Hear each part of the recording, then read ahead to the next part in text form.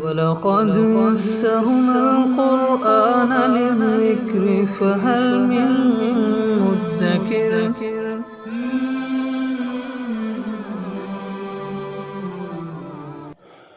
سورہ حشر 28واں پارہ۔ اعوذ باللہ من الشیطان الرجیم، بسم اللہ الرحمن الرحیم۔ سبح للہ ما فی السماوات وما فی الارض وهو العزیز الحکیم۔ والذی اخرج الذین کفروا من اہل الکتاب من دیارہم لاول الحشر ما ظننتم ان یخرجوا وظنوا انہم مانعتہم حصونہم من اللہ فأتاهم اللہ من حیث لم يحتسبوا وقذف فی قلوبہم الرعب یخربون بیوتہم بأیدیہم وأیدی المؤمنین فاعتبروا یا اولی الابصار۔ اس سے پہلے سورہ مجادلہ ہم نے پڑھی ہے۔ سورہ مجادلہ کے اندر اللہ تعالیٰ نے منع فرمایا تھا ان منافقین کو کہ جو یہود کے ساتھ قلبی محبت رکھتے تھے، تو ان کو منع کیا تھا کہ قلبی محبت سوائے ایمان والے کے اور کسی کی دل میں رکھنا یہ جائز نہیں ہے۔ دوستی صرف ایمان والوں سے لگاؤ، یہود کے ساتھ، کفار کے ساتھ دوستی والا معاملہ مت کرو۔ اور ان یہود کو اور اسی طرح غیر مسلموں کو حزب الشیطان فرمایا، اور اس کے مقابلے میں حزب اللہ، جو اللہ اس کے رسول کی ماننے والے اور معیار دوستی اسی کو بنانے والے تھے، تو ان کو حزب اللہ میں شمار فرمایا۔ اس صورت مبارکہ کے اندر یہود کے مدینہ طیبہ سے نکلنے کے بارے میں ایک واقعہ ذکر کیا گیا ہے، تو ہم تفصیل سے دیکھتے ہیں۔ سبح للہ، اللہ کی پاکی بیان کرتی ہے، ما فی السماوات، ہر وہ چیز جو آسمانوں میں ہے، وہ ما فی الارض، اور ہر وہ چیز جو زمین میں ہے، وہو العزیز الحکیم، وہ غالب ہے اور حکمتوں والا ہے۔ والذی اخرج الذین کفروا، وہی اللہ وہ ذات ہے جس نے نکالا کافروں کو من اہل الکتاب، اہل کتاب میں سے جو کافر تھے ان کو، من دیارہم، ان کے گھروں سے، لاول الحشر، پہلی مرتبہ جمع ہونے کے موقع پر۔ یہ اصل میں قبیلہ بنو نذیر یا بنو نذیر اس کا واقعہ ہے۔ جب نبی پاک صلی اللہ علیہ وسلم ہجرت کر کے مدینہ طیبہ تشریف لائے، تو مدینہ طیبہ کے گرد و نواح میں 3 بڑے قبائل یہود کے وہ آباد تھے، بنو قریظہ، بنو نذیر اور بنو قینقاع۔ تو جو بنو قریظہ تھا ان کو تو بدر کے فوری بعد نکال دیا گیا تھا ان کی بدعہدی کی وجہ سے۔ تو ان قبائل سے نبی پاک صلی اللہ علیہ وسلم نے سیاسی معاہدہ کیا تھا، اور سیاسی معاہدے کے اندر ایک شق یہ بھی تھی کہ باہر سے اگر کوئی حملہ آور ہوتا ہے مدینہ طیبہ کے اوپر، تو ہم سب نے مل کر اس کا دفاع کرنا ہے۔ وہ اگر یہود کے اوپر حملہ ہوگا تب بھی وہ مسلمانوں پر حملہ تصور کیا جائے گا، اور اگر مسلمانوں پر حملہ ہوگا تو وہ یہود پر حملہ تصور کیا جائے گا۔ سب ہم نے مل کر ایک دوسرے کی مدد کرنی ہے اور اس علاقے کی حفاظت کرنی ہے۔ ایک سیاسی معاہدہ تھا، اور ان لوگوں نے، اور بھی اس معاہدے کی کافی شقیں تھیں، سیرت ابن ہشام کے اندر اس پورا تفصیل کے اندر معاہدہ مذکور ہے۔ تو ان لوگوں نے اس معاہدے کی خلاف ورزی کی۔ غزوہ بدر کے بعد بنو قریظہ نے بدعہدی کی تھی، لہذا ان کو نکال دیا گیا، اور غزوہ احد کے بعد اس بنو نذیر نے بدعہدی کی۔ یہ جو بنو نذیر تھے یہ حضرت ہارون علیہ السلام کی اولاد میں سے ہیں، اور حضرت ابراہیم علیہ السلام کے جو 2 بیٹے ہیں، حضرت اسحاق علیہ السلام اور حضرت اسماعیل علیہ السلام، تو یہ بنو اسحاق کہلاتے ہیں۔ حضرت اسحاق علیہ السلام کی اولاد میں سے ہے حضرت موسیٰ علیہ السلام اور حضرت ہارون علیہ السلام، تو یہ حضرت ہارون علیہ السلام کی آگے اولاد میں سے تھے بنو نذیر، اور ان کے اندر بڑے بڑے علماء وہ موجود تھے تورات کے۔ ان کے آباء و اجداد علماء تھے، یعنی دیکھنے کے نسبت کے اعتبار سے دیکھ لیں تو یہ سارے نبیوں کی اولاد بن گئے نا۔ ان لوگوں کے مدینہ طیبہ کے قریب میں پڑاؤ ڈالنے کا مقصد کیا تھا؟ اب یہ بنو نذیر مدینہ طیبہ سے 2 میل کے فاصلے کے اوپر رہتے تھے۔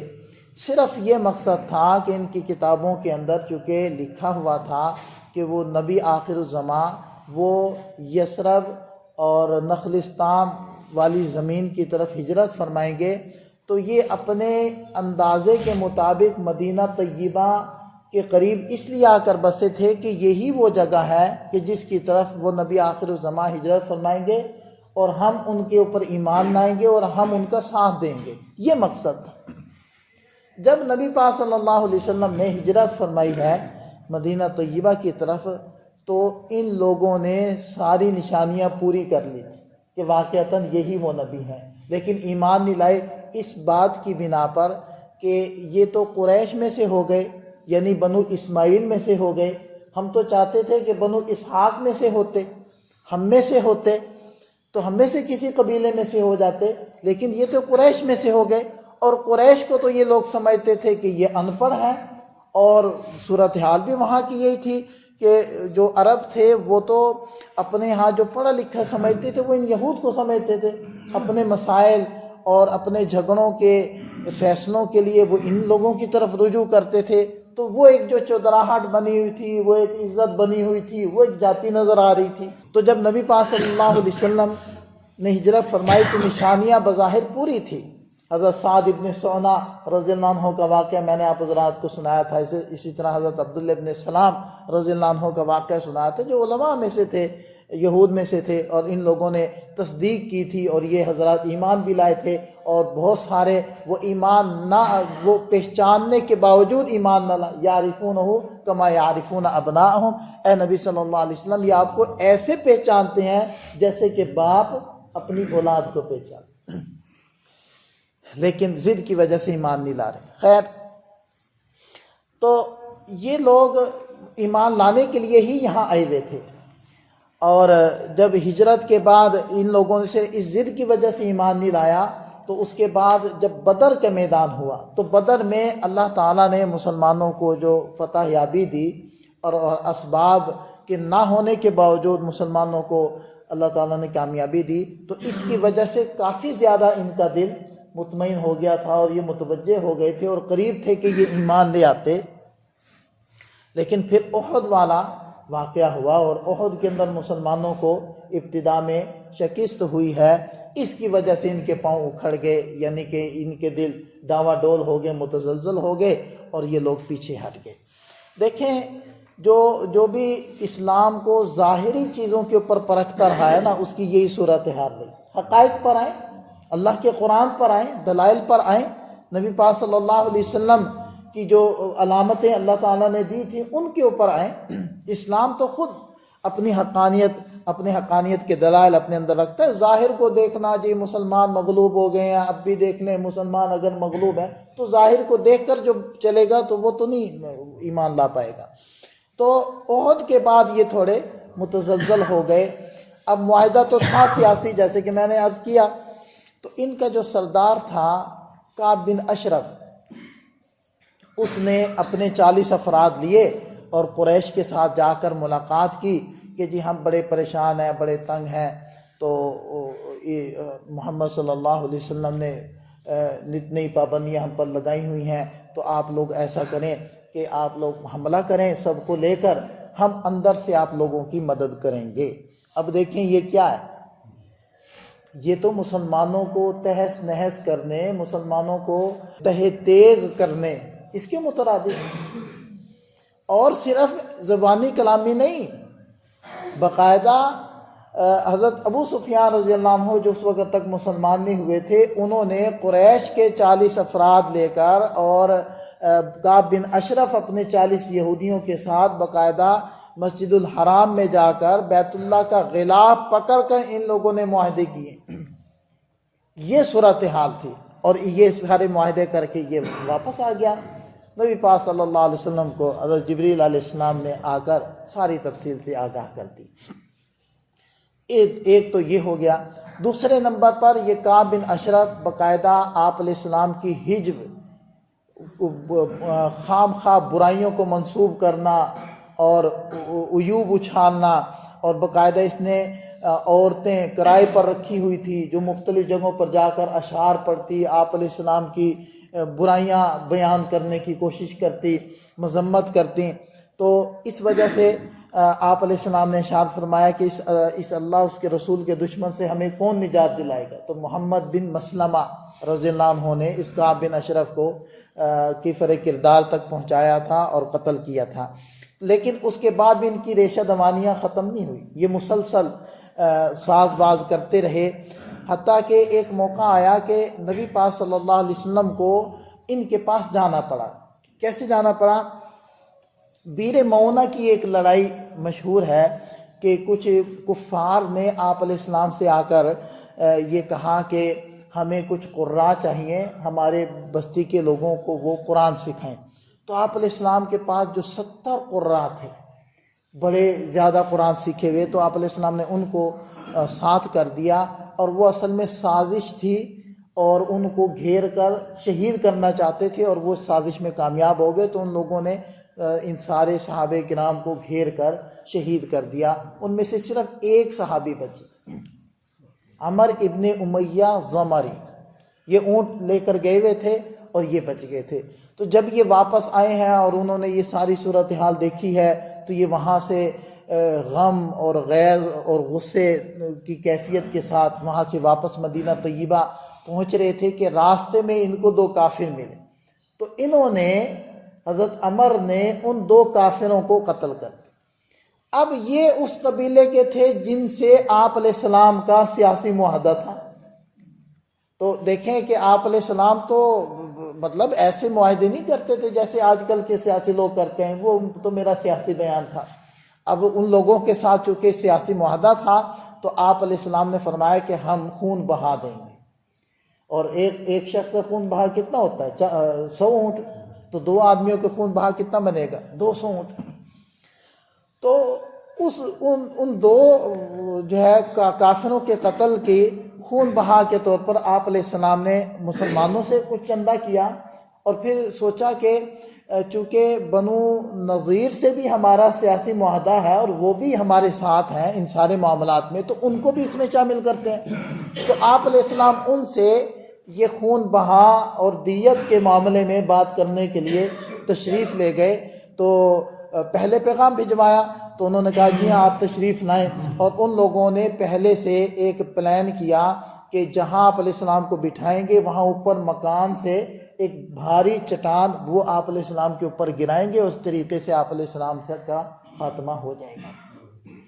خیر، جب آپ علیہ السلام تشریف لے گئے تو انہوں نے مخصوص جگہ پر بٹھایا، اور پورے پلان کے تحت وہ پتھر بھی اوپر لے گئے. قریب تھا کہ وہ پتھر اوپر سے گراتے ہیں، حضرت جبریل علیہ السلام نے فوراً آ کر کہا کہ اللہ کے رسول آپ یہاں سے اٹھیے. اور آپ علیہ السلام فوری طور پر وہاں سے اٹھ کر تشریف لے آئے، اور اس طریقے سے ان کی یہ سازش ناکام ہو گئی. تو جب یہ سازش ناکام ہو گئی، اب دیکھیں کہ ادھر تو مشرکین کے ساتھ جا کر ساز باز کر رہے ہیں، اور دوسرے طرف وہ آپ صلی اللہ علیہ وسلم کو شہید کرنے کے چکر میں ہے. تو اب حکم آ گیا کہ ان سے کہیں کہ یہاں سے نکلیں. اب آپ علیہ السلام نے پیغام بھجوایا کہ فوری طور پر تم لوگ مدینہ طیبہ سے نکلو، 10 دن کا وقت تمہارے پاس ہے، 10 دن میں تم جو سامان لے جانا چاہو لے جاؤ. اب دیکھیں کہ یہ جو حقوق کی بات کرتے ہیں، دیکھیں اللہ کے نبی صلی اللہ علیہ وسلم نے کوئی زیادتی نہیں کی کسی کے ساتھ. اگر دیکھیں کہ یہ سارا سیاسی منظر ہے اور صورتحال ہے، اس صورتحال کے بعد آپ علیہ السلام ان کو فرما رہے ہیں مدینہ طیبہ سے نکلو، اور یہ نہیں فرما رہے ان سے مال نہیں چھینا جا رہا، ان کو قتل نہیں کیا جا رہا، ان کے اموال پر قبضہ نہیں کیا جا رہا، بلکہ کہا جا رہا ہے کہ 10 دن تمہارے پاس ہے، آرام سے تسلی سے اپنا سامان لے جاؤ. اب جب یہ لوگ تیاری کرنے لگے تو ادھر سے عبداللہ ابن ابی رئیس المنافقین اس نے کہا کہ کہاں جا رہے ہو؟ تم لوگوں نے نہیں جانا، میرے پاس 2000 جنگجو ہیں، تمہارا بال بھی ہم ٹیڑھا نہیں ہونے دیں گے، تم لوگ ڈٹ جاؤ. اس نے یہ ہوا بھر دی، تو ہوا بھرنے کی وجہ سے انہوں نے کہا کہ جی ہم نہیں جائیں گے، جو آپ سے ہوتا ہے آپ کر لیں. وہ ہوا جو بھری ہوئی تھی، تو جب نبی پاک صلی اللہ علیہ وسلم نے صحابہ کرام سے ارشاد فرمایا چلو پھر ان کا محاصرہ کرنا ہے. جب محاصرہ ہوا تو منافقین تو سارے غائب ہو گئے. اب یہ پھنس گئے. کچھ دن تک محاصرہ رہا اور آپ علیہ السلام نے روب ڈالنے کے لیے کچھ درختوں کو بھی کاٹا اور آگ لگائی، تو یہ گھبرا گئے، سرنڈر کر دیا اور کہا کہ جی ٹھیک ہے ہم جاتے ہیں، ہمیں راستہ دیا جائے۔ تو آپ علیہ السلام نے فرمایا ٹھیک ہے جاؤ، تمہیں راستہ دیا جاتا ہے۔ تو وہ جو ان کو اجازت تھی کہ ایک اونٹ کا سامان ہر شخص وہ اپنے ساتھ لے جا سکتا ہے۔ اب ان کا دنیا کے ساتھ لگاؤ اور ساز و سامان کے ساتھ دلچسپی اتنی تھی کہ انہوں نے گھر کا سامان تو سمیٹے ہی سمیٹا، گھروں کے جو کواڑ دروازے تھے اور چوکاٹھیں تھی اور بالے اور کڑیاں تھی، وہ بھی انہوں نے نا چھتوں کو توڑ توڑ کے نکال کے اپنے اونٹوں پر لادنا شروع کر دیا۔ اس منظر کو قرآن بیان کرتا ہے، هو الذی، وہ ذات، اخرجا، جس نے نکالا، الذین کفروا من اہل الکتاب، اہل کتاب میں سے کافروں کو، من دیارہم، ان کے گھروں میں سے، لیول الحشر، پہلے جمع ہونے کے موقع پر، کیونکہ اس مرتبہ جو ان کو نکالا گیا تھا تو کچھ شام چلے گئے تھے، کچھ خیبر چلے گئے تھے، یہ اول حشر ہوا تھا، اور حضرت عمر فاروق رضی اللہ عنہ نے ان لوگوں کو خیبر سے بھی نکالا تھا اور وہاں سے جلا وطن کیا تھا، تو پھر یہ حشر ثانی ہو گیا تھا، تو یہ اول حشر ہو گیا۔ اور فرمایا ما ظننتم ان یخرجوا، تم نے گمان نہیں کیا تھا کہ وہ نکلیں گے۔ مسلمانوں سے حکم ہو رہا ہے کہ آپ لوگوں نے تو گمان نہیں کیا تھا کہ وہ نکلیں گے۔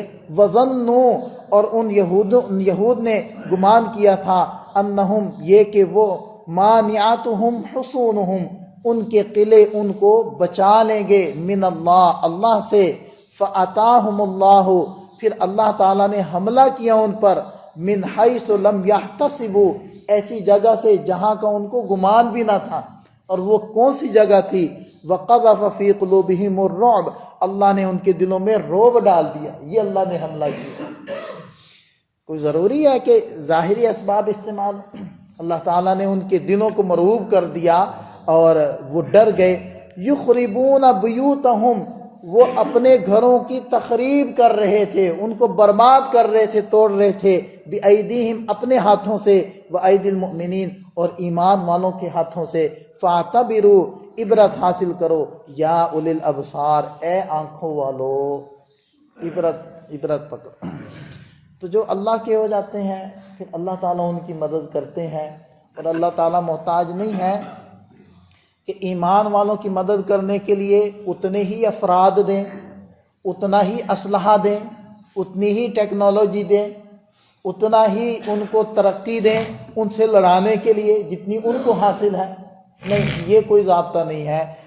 بدر میں دیکھ لیں اور اس موقع پر دیکھ لیں، جو اللہ کے لیے اپنا سب کچھ لگا دیتے ہیں تو پھر اللہ ان کو غلبہ دیتے ہیں اور سب کچھ اس کا ہے۔